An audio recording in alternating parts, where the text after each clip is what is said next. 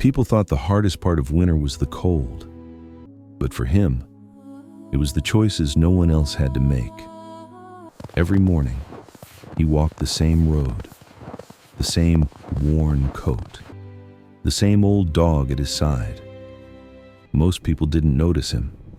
They didn't ask where he was going or why he never walked alone. But that winter night, when walking away would have been easier, he made a choice that would cost him everything. And it wasn't the kind of choice people applaud. Winter settled quietly over the small mountain town, the kind of cold that didn't announce itself with storms, but pressed down slowly, whitening roofs, stiffening joints, and teaching people to look down instead of around. Every morning, just after sunrise, the old man appeared on the same stretch of road, walking at a measured pace with a large German shepherd beside him, their figures cutting a familiar line through the thin snow. He was tall once, people guessed, though age had curved his shoulders forward, pulling his frame inward as if he were conserving heat or holding something close to his chest. His coat was old military green, the fabric worn smooth at the elbows, the zipper replaced long ago by mismatched metal teeth that never quite aligned. Beneath it, layers of faded flannel hung loosely on his frame, suggesting weight he had lost and never bothered to regain. His face was deeply lined, not softly, but with sharp creases that cut down from his temples and around his mouth, the kind earned from long years of sun, wind, and restraint rather than laughter. A short gray beard covered his jaw, trimmed unevenly, not out of neglect but indifference, as if grooming had simply fallen low on a list of priorities he no longer explained to anyone. His eyes were pale, difficult to read from a distance, often lowered toward the road ahead, giving passers-by the impression that he avoided contact, that he preferred not to be seen. The dog at his side was old as well, a broad-chested German shepherd with a thick black and tan coat dulled by age and weather, its muzzle frosted permanently gray. One ear stood upright, the other folded halfway, never quite recovering from some injury no one bothered to ask about. The dog walked close, not tugging at the leash, not lagging behind, matching the man's pace step for step, its eyes alert but calm, scanning the edges of the road with a patience learned over many winters. Together they looked like something out of place in a town that had grown quieter, more hurried, less interested in stories without polish. People saw them and made quick decisions. To the woman waiting at the bus stop, Sarah Miller, mid-40s, neatly dressed even in winter, her blonde hair pulled into a tight ponytail that matched her efficient stride.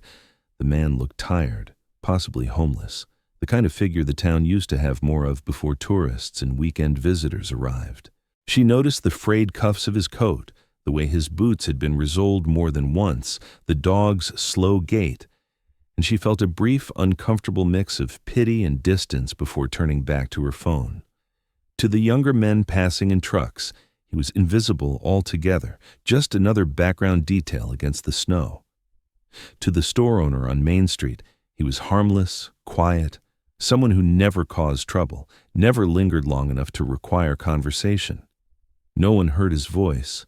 No one asked his name. The old man never corrected their assumptions. He did not straighten his posture when people passed. He did not meet their eyes to challenge the conclusions they had already formed. There was a stillness about him that people mistook for weakness, a slowness they confused with confusion. What they didn't see was the way his attention never truly left his surroundings, the subtle turns of his head, the way his breathing shifted when the wind changed direction, the way his hand rested lightly but deliberately on the worn leather leash, fingers relaxed yet ready. Inside, his thoughts moved carefully, deliberately, shaped by decades of choosing silence over explanation. He had learned long ago that most people were not interested in what lay beneath the surface, only in confirming what they believed at first glance. The dog seemed to understand this in its own way. It did not seek affection from strangers. It did not wag its tail excessively or look for approval. Its loyalty was quiet, settled, the kind that came from shared routine rather than display. As they walked, the man occasionally glanced down, not out of concern but acknowledgement, a brief check-in that required no words. In those moments, something passed between them that went unnoticed by everyone else: trust, history, and an understanding that appearances were not the full story. By the time they reached the edge of town and turned back toward the trees, the snow already beginning to soften their footprints, the judgments had been made and filed away. An old man, an old dog, nothing remarkable. And the town, satisfied with that simple conclusion, moved on without ever realizing how little it had actually seen. No one ever stopped him to ask where he had come from, or what kind of life shaped the quiet rhythm of his days. The town preferred assumptions because they required no effort, and the old man moved through that space without challenging it. He passed familiar faces daily, exchanging nods that meant nothing beyond acknowledgement. His name never surfaced in conversation, not because it was unknown, but because no one felt the need to know it. He lived at the edge of town, where the pavement thinned into gravel and the houses grew farther apart, in a small, weathered cabin that leaned slightly into the trees as if listening to them. The cabin's paint had peeled into pale strips, revealing older layers beneath, and the porch sagged just enough to creak under his weight, a sound he had grown accustomed to. Inside, the space was sparse but deliberate. Nothing was broken, nothing was excessive. Each object served a purpose, and each purpose had been tested over time. A single wooden table bore faint knife marks and the old burn scars, signs of meals prepared without ceremony. A cast-iron stove stood against the wall, its surface blackened and polished smooth by years of use. The man moved through the room with quiet familiarity, his steps careful not from frailty but from habit, as if conserving motion were simply another form of discipline. He spoke rarely, and when he did, his voice carried a low, even tone that suggested he chose words the way others chose tools, only when necessary. This restraint had not come naturally. It was learned, shaped by years when speaking too much invited questions he did not want to answer, and memories he preferred to keep contained. The dog followed him inside and settled near the stove, lowering its heavy body with a slow exhale, joints stiff but reliable. Up close, the animal showed its age more clearly. Clouded edges in the eyes, a scar tracing the length of one hind leg, the fur thinner along the spine where winters had taken their toll. The man knelt briefly, running a hand along the dog's shoulder, checking nothing in particular, just confirming what he already knew.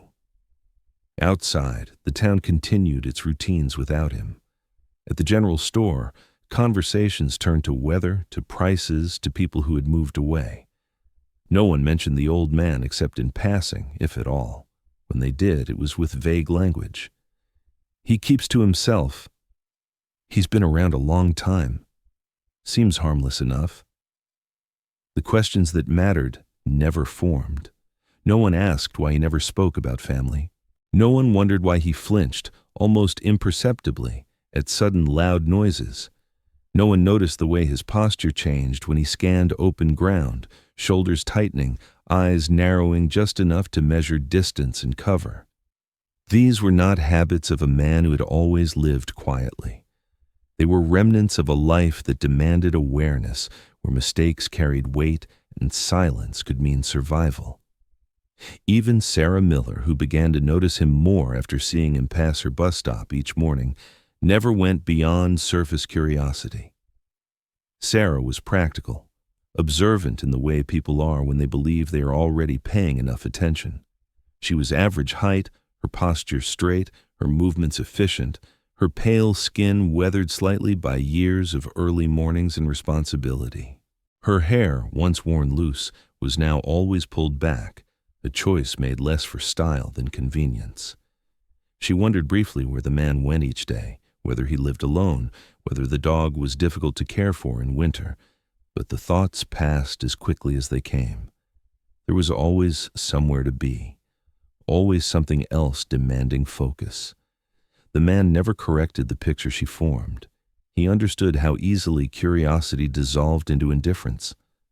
At night, when the town lights dimmed and the cold deepened, he sat near the stove with a book he read slowly, not because the words were difficult, but because he preferred to take them in carefully.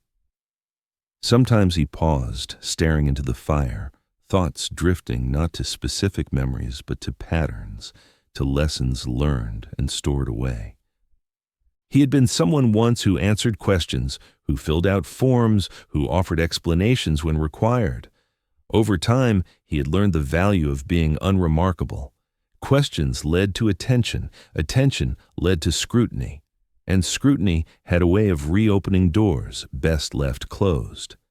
The dog shifted in its sleep, ears twitching at distant sounds, and the man listened with it, attuned to the quiet signals others missed. In that shared vigilance was a history no one had asked about and no one had been told. By morning, the snow would cover their tracks again, and the town would continue believing it understood what it saw. The old man would walk his familiar route, the dog at his side, carrying with him a lifetime of answers to questions no one had ever thought to ask. The past did not arrive in his thoughts as memories with clear edges or familiar faces. It came instead as reflex, as habit, as decisions made without conscious effort. On certain mornings when the air carried a particular stillness and the snow absorbed sound too completely, his body reacted before his mind did. He paused at the edge of open ground, not because the path was icy, but because something in him measured exposure automatically. He chose routes that offered cover, angles that allowed visibility without being seen, instincts shaped long before this town had ever known his silhouette. These behaviors were not deliberate reminders of who he had been. They were remnants, ingrained deeply enough that they no longer felt like choices. The man himself rarely thought of the years that formed them. He did not sit and reminisce. He did not replay moments in search of meaning. What had happened had already taught him what it needed to teach, and he carried those lessons forward without ceremony. When he looked at his hands, he saw strength that had diminished but not disappeared, the veins raised beneath thin skin, the fingers marked by small scars that never fully faded. Each mark had a reason once. Now they were simply there. In town, there were places he avoided without fully acknowledging why. He did not linger near the old railway underpass where sound echoed unpredictably. He crossed streets early rather than late, positioning himself where he could see approaching traffic from a distance. Loud arguments made him shift his weight subtly, readying himself without realizing it. These reactions passed unnoticed, dismissed as quirks of age by those who saw them at all. But they were not the habits of a man who had lived his life quietly. They were the habits of someone who had learned over many years that preparation mattered more than explanation. At home, in the cabin, there were no photographs on the walls, no framed reminders of earlier days. Not because he lacked memories, but because he did not need to look at them to know they existed. The past was stored elsewhere, in the way he checked the stove before sleeping, in the way he positioned his chair with a clear view of the door, in the way he listened before he moved. Even the dog reflected this history. The German shepherd had not always walked with the calm confidence of age. Once, it had been faster, sharper, more responsive, trained not by commands spoken aloud, but by subtle shifts in posture and breath. The dog still watched his hands, still responded to changes in tone no one else could hear. Their communication had grown quieter over time, refined down to the essentials. It was not the relationship of a man and a pet. It was the bond of two beings who had relied on each other when circumstances allowed no room for error. Occasionally, fragments surfaced without warning. A smell carried on the wind, a distant metallic sound, the flash of movement in peripheral vision. In those moments, his jaw tightened, his eyes focused, and something old and familiar settled into place. He did not panic. He did not freeze. He observed, assessed, waited. Whatever life he had lived before this one had taught him control above all else. He had learned when to act and, more importantly, when not to. The town never noticed these moments. To them, he remained consistent, predictable, unremarkable. Even Sarah Miller, who had begun offering him polite nods that lingered a fraction longer than before, saw only an aging man moving carefully through winter. She did not see the way his gaze tracked movement beyond her line of sight. She did not hear the change in his breathing when unfamiliar footsteps approached from behind. She saw patience where there was calculation, slowness where there was restraint. The man did not correct her interpretation. He had learned that revealing the past rarely brought understanding. It brought questions, assumptions, and expectations he no longer wished to fulfill. There had been a time when people needed to know who he was, when identification mattered, when his presence carried weight. That time had ended by choice. Silence had become not an absence, but a shield. At night, as he sat with the dog near the stove, he sometimes rested his hand against the animal's broad back, feeling the steady rise and fall of its breathing. The warmth grounded him in the present.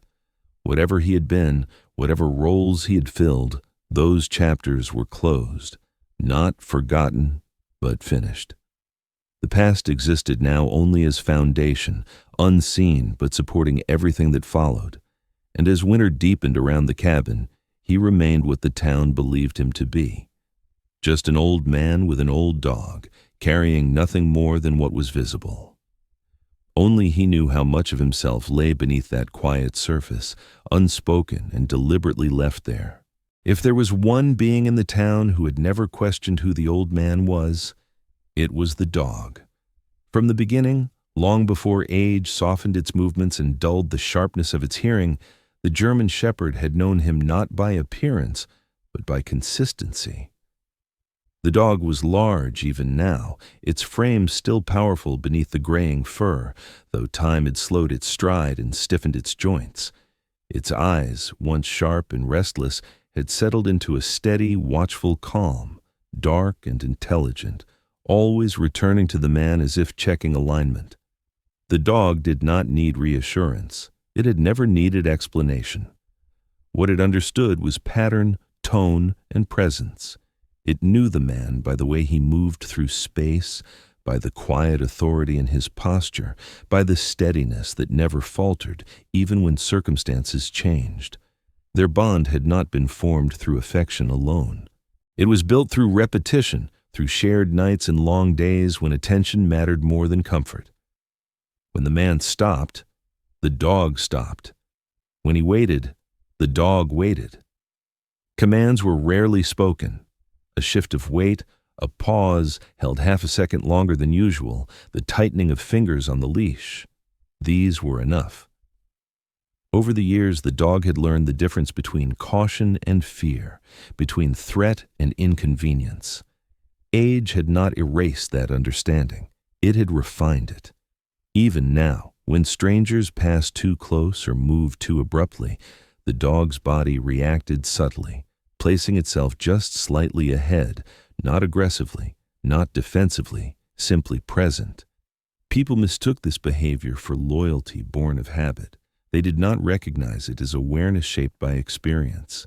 At home, the dog moved through the cabin as if it belonged to both of them, settling where it could see the door, lifting its head at unfamiliar sounds, relaxing only when the man was still. The scars on its body told fragments of a story no one asked about. A jagged mark along its flank where fur never quite grew back. A notch in one ear, healed but permanent. These were not the result of accident or neglect. They were reminders of moments when instinct and training had mattered more than comfort. The man noticed these scars as he noticed everything else without sentimentality. He did not dwell on them, but he respected what they represented. When he brushed the dog's coat, his movements were careful, practiced, avoiding areas that still caused discomfort. The dog accepted this touch with quiet trust, leaning just slightly into his hand, a gesture that said more than any display of affection. To outsiders, the dog appeared old, perhaps nearing the end of its usefulness, a companion kept out of kindness rather than necessity. They did not see how often the man relied on the animal's senses, how frequently his decisions were shaped by the dog's reactions. On their walks, when the dog slowed or shifted its path, the man adjusted without hesitation. When the dog paused to listen, the man listened too. There was no hierarchy between them, only alignment. This understanding extended beyond routine. On nights when the wind carried unfamiliar sounds down from the mountains, the dog remained awake longer, ears angled toward the dark, breath shallow but steady. The man did not need to ask. He felt the change in the room and stayed alert with it, his presence matching the dog's vigilance. They shared a language built over years, one that did not require words or explanation. The dog remembered things the man chose not to, not in images or stories, but in sensation. Certain environments made its body tense automatically. Certain smells drew its attention sharply. These reactions were not fear. They were recognition.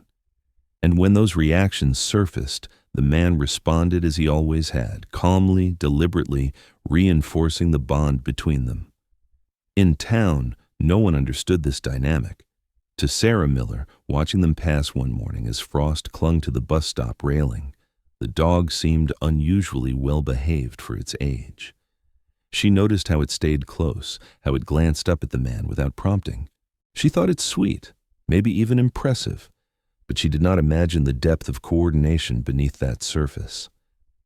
She smiled once, briefly, as they passed, and the man nodded in return, the dog's eyes never leaving his hands. There were moments, rare but telling, when the dog showed something closer to urgency. A stiffening of the spine, a quiet, low sound deep in its chest. In those moments, the man responded instantly, adjusting direction, slowing or stopping without question. To an observer, it might have seemed unnecessary, even odd. But the man trusted the dog's judgment without reservation. That trust had been earned, reinforced through situations where hesitation carried consequences. Now, in this quieter life, it remained intact, unchallenged by the assumptions of others. As winter pressed on, the dog's pace slowed further, and the man matched it without complaint. He did not push. He did not hurry. Their movement together was a negotiation built on mutual respect, not dominance. The dog had given him loyalty when it mattered most. He returned it now in patience.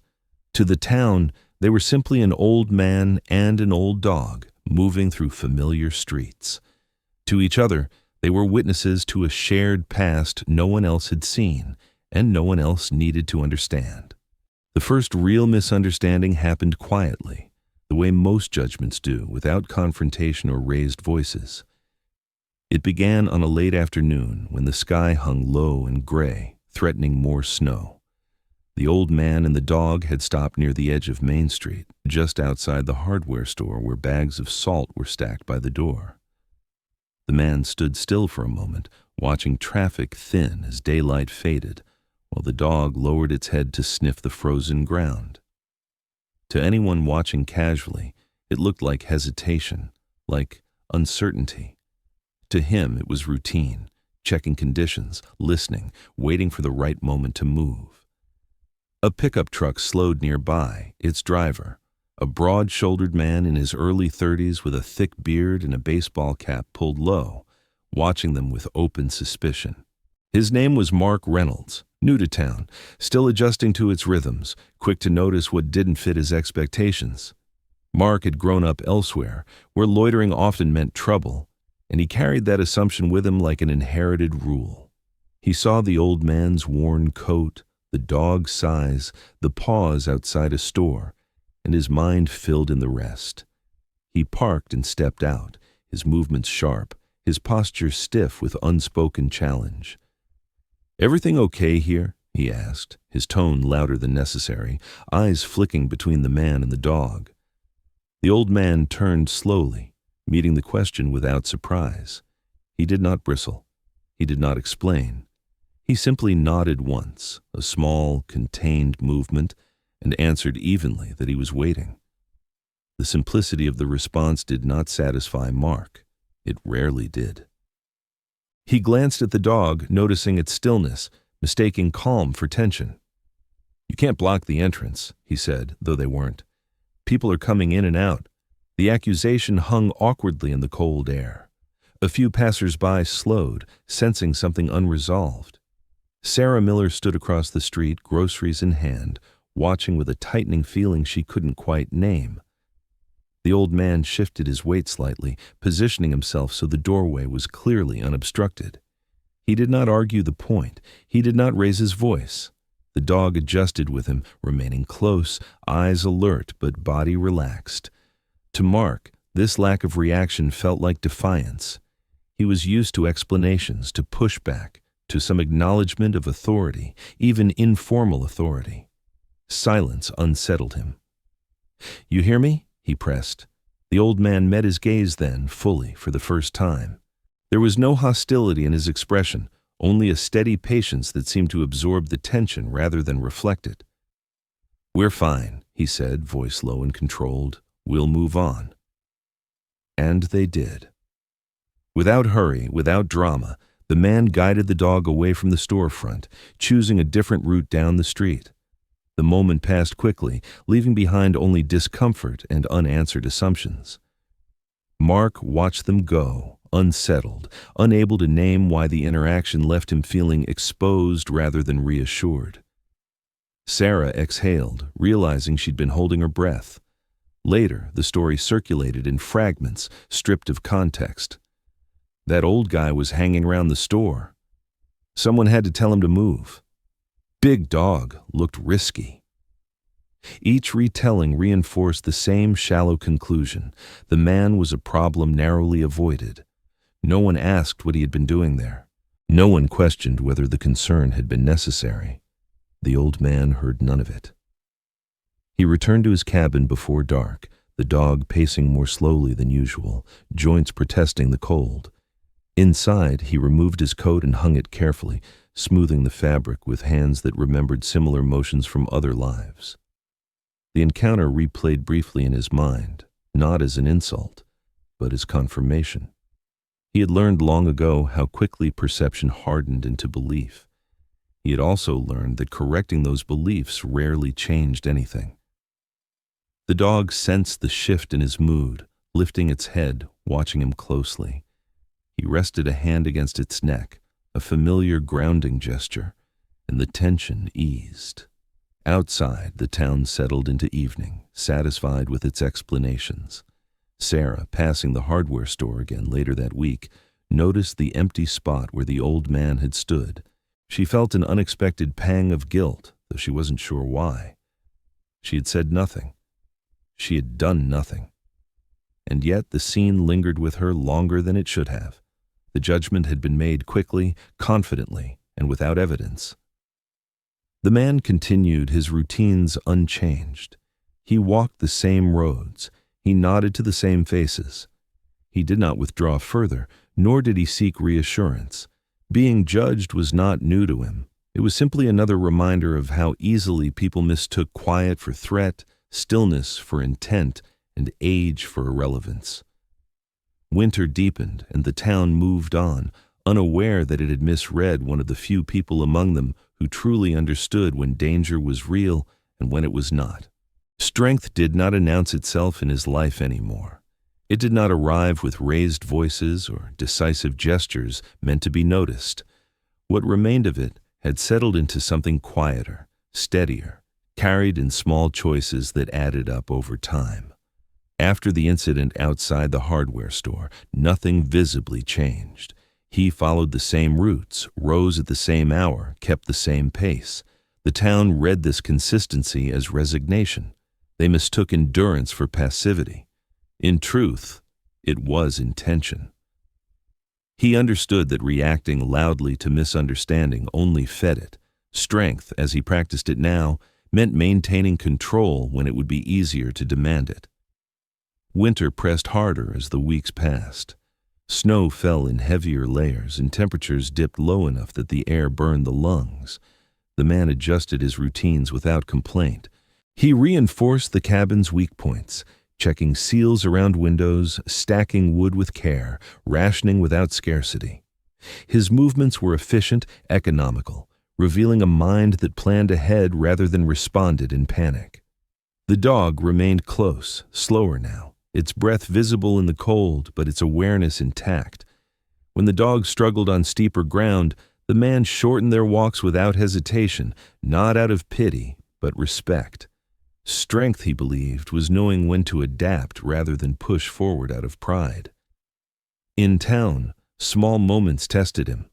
A shop clerk spoke louder than necessary, mistaking his quiet for poor hearing. A passerby tugged a child closer when the dog approached, misreading calm vigilance as threat. Each time he responded the same way, with patience. He did not correct them. He did not bristle. His restraint was not submission. It was practiced discipline, the kind forged by years when emotional reaction carried consequences. Sarah Miller noticed these moments more now. She saw how he stepped aside to give others space, how he waited without irritation, how he acknowledged people even when they offered him little in return. She began to sense that his quiet was chosen, not imposed. One morning, as she struggled to start her car in the cold, he paused nearby. He did not rush forward or offer unsolicited advice. He simply waited until she looked up, then gestured toward the engine with a small, open-handed motion, asking permission without words.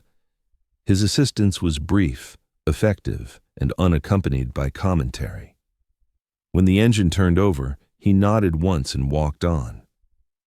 Sarah watched him go, unsettled by how natural the exchange had felt. There had been no need for explanation, no assertion of competence. He had helped because it was necessary, not because it would be acknowledged. That was the strength people missed. At home, evenings grew longer. He spent them in quiet maintenance, repairing what could be repaired, discarding nothing without reason. His body ached more now, joints protesting the cold, but he treated pain as information rather than obstacle. He adjusted. He rested. He continued. The dog mirrored this resilience. Though its movements were slower, its presence remained grounding, steady. When storms howled through the trees, the man remained calm, listening, calculating, ensuring they were secure. Fear did not drive him. Experience did. The past had taught him that survival was rarely about dramatic action. It was about consistency, preparation, and restraint. These lessons remained intact, even as his strength took on a quieter form. In the town, rumors softened with time. The old man became background again, a familiar shape in winter, no longer questioned because he had proven harmless. The irony went unnoticed. Harmlessness was not the same as helplessness. He understood the difference well. As winter reached its deepest point, the man stood one evening at the edge of the trees, watching snow fall in steady silence. The dog stood beside him, leaning slightly into his leg. He did not reflect on what he had lost or what others failed to see. He focused instead on what remained: discipline, awareness, loyalty, and the ability to choose restraint over reaction. These were not qualities the town valued or recognized. They did not need to be. They were enough. And as the season tightened its grip, the quiet strength he carried proved sufficient, holding firm beneath the surface, unseen but unbroken. The truth did not arrive with an announcement. It surfaced quietly, in fragments, long after it could have changed the way people treated him.